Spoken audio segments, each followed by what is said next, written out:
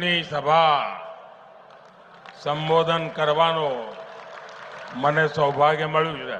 હવે મૂકો ભાઈ, બહુ થઈ ગયું.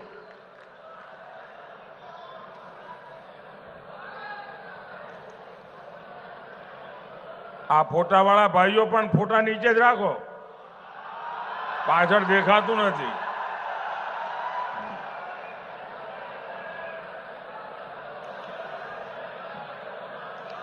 દીકરીને કહો ભાઈ ફોટો નીચે લઈને બેસે શાંતિથી.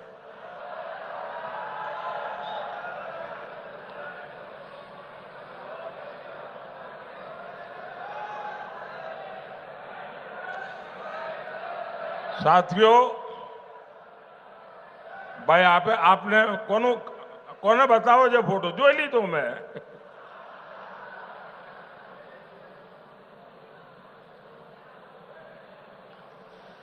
સાથ